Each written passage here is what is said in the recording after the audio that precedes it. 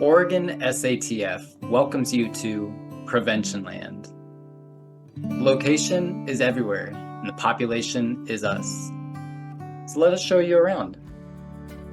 Please pause and hang out as long as you want at any of our stops today.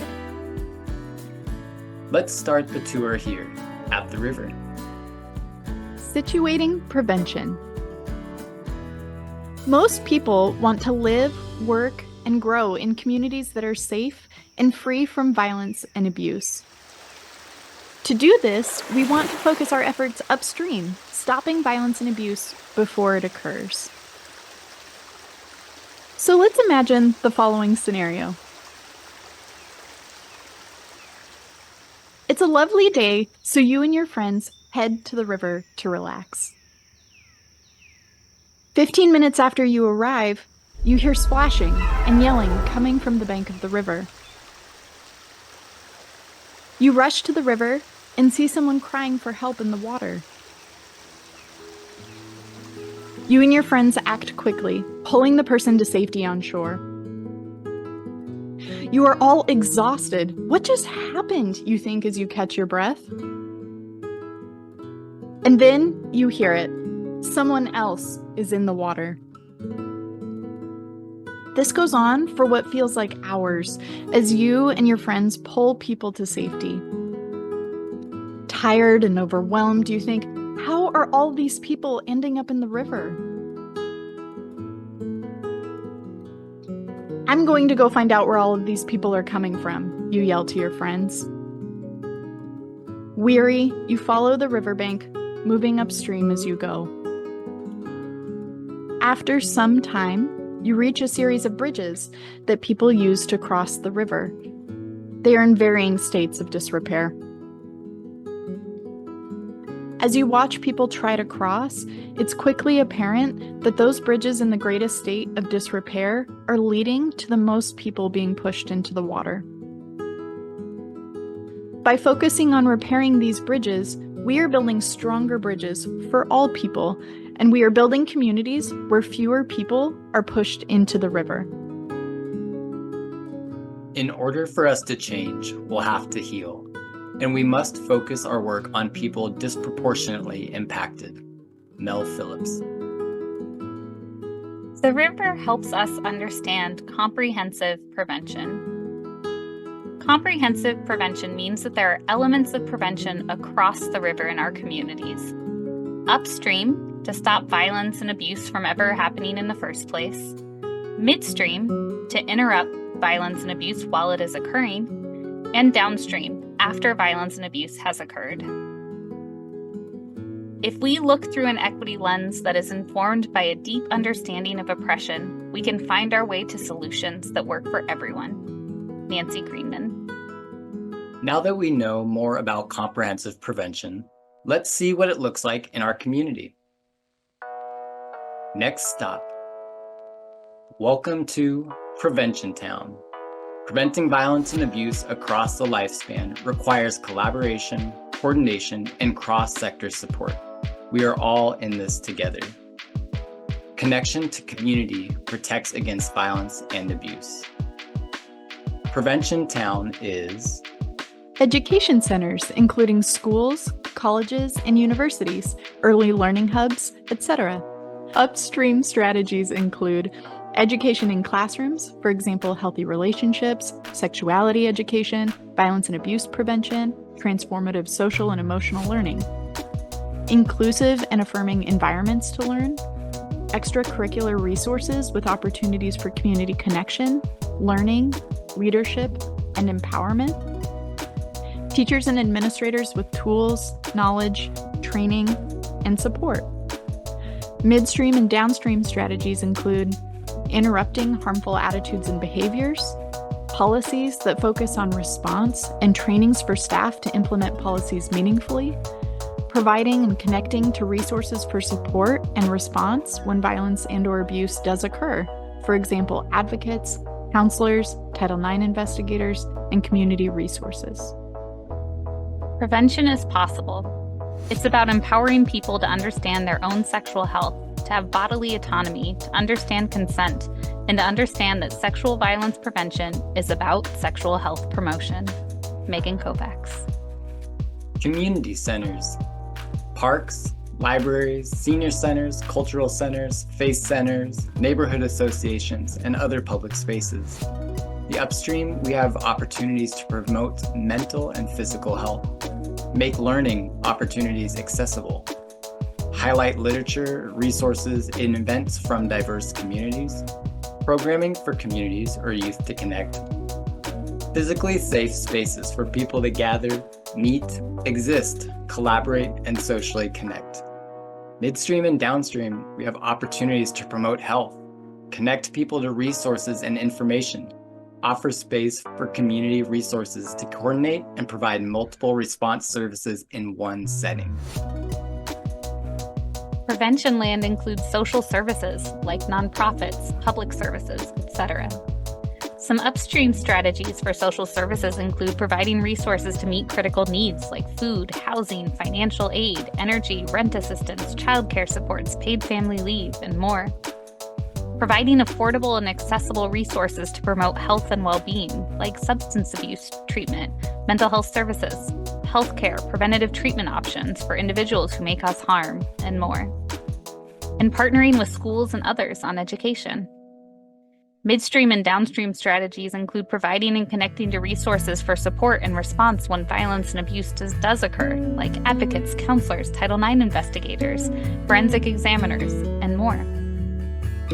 Increasing opportunities for restorative conflict resolution and rehabilitation for those who do harm, and providing alternatives to police responses to crisis situations.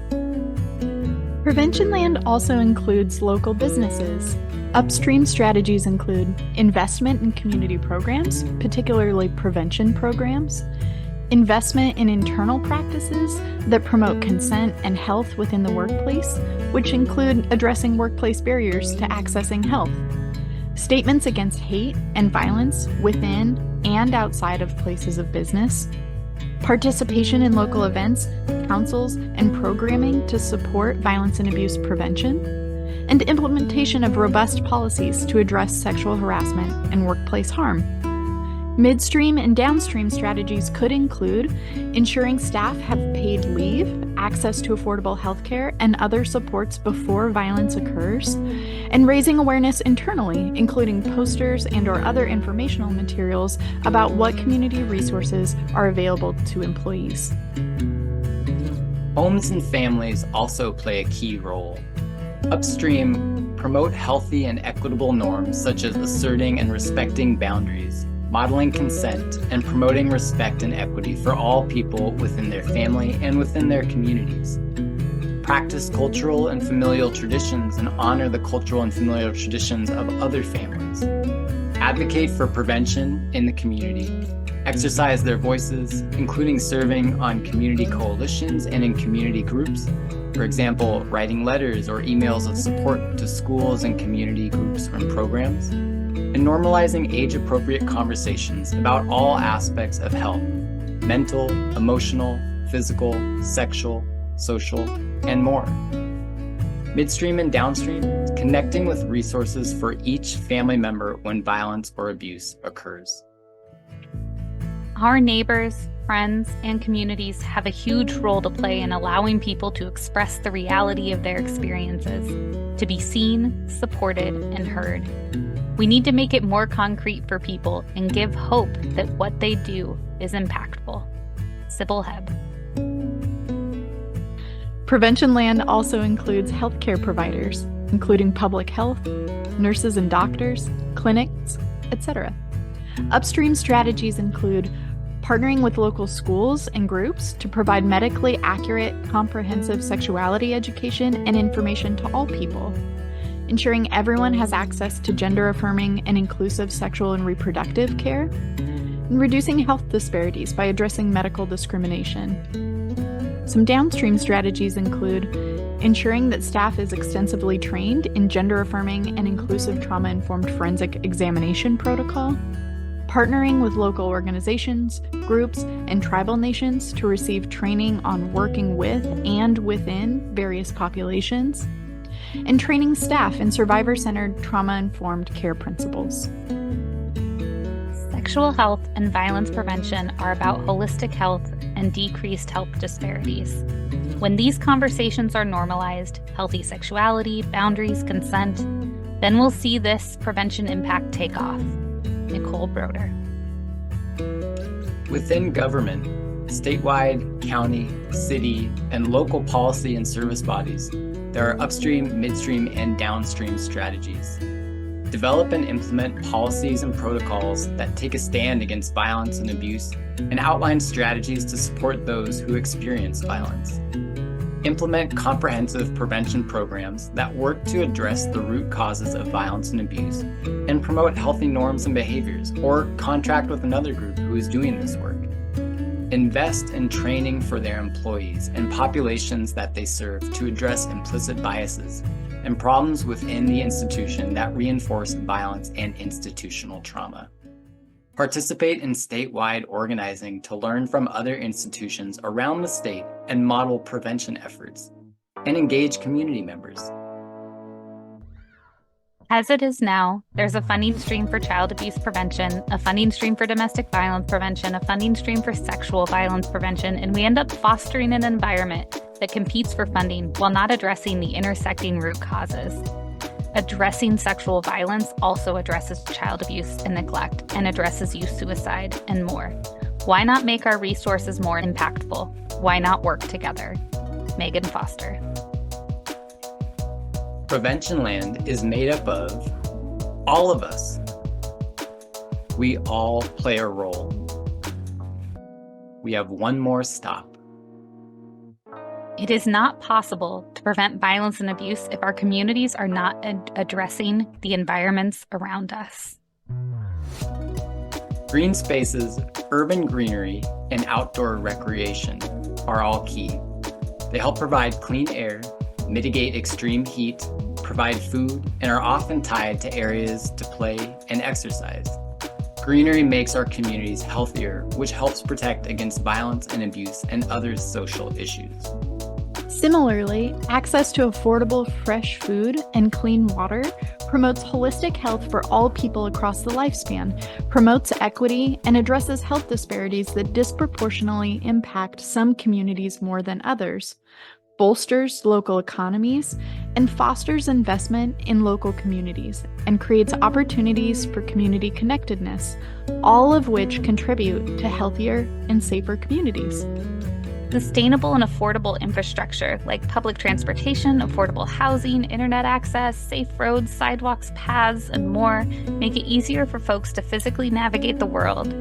It increases time that folks can spend in community with one another as opposed to commuting. It ensures people can meet their basic human needs for survival and dedicate more time to thriving. Sustainable and affordable infrastructure increases access to communication, resources, knowledge, all of which increases the health and safety of our communities. One of the things that I think many of us recognize, and that the data tells us, is that people who experience housing instability, displacement, homelessness, also experience high levels of sexual and domestic violence. We know that particularly, too, for women, communities of color, LGBTQ youth, who are also experiencing disproportionately higher rates of sexual violence. So let's say in Oregon, where we've witnessed drastic rent increases and no-cause evictions, the precarious nature of that housing instability has absolutely increased the likelihood of perpetration of sexual violence. And so strengthening our policies to support housing stability, we acknowledge and recognize the protective factor that reduces the risk of perpetration. And I think that's where this connects very kind of perfectly with the goals of prevention in our community. Michelle Schwartz. Our world around us affects our health, safety, ability to function, and our quality of life.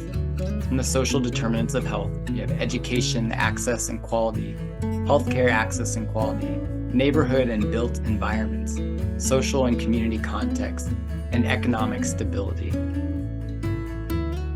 When our communities address the environments around us, only then does violence and abuse prevention become possible. When all of the pieces of PreventionLand are doing our part and connecting the dots, a world without violence and abuse becomes possible. What does your prevention land look like? We're glad you stopped by. Access resources and opportunities to support you in your role in prevention on SATF's website, www.oregonsatf.org.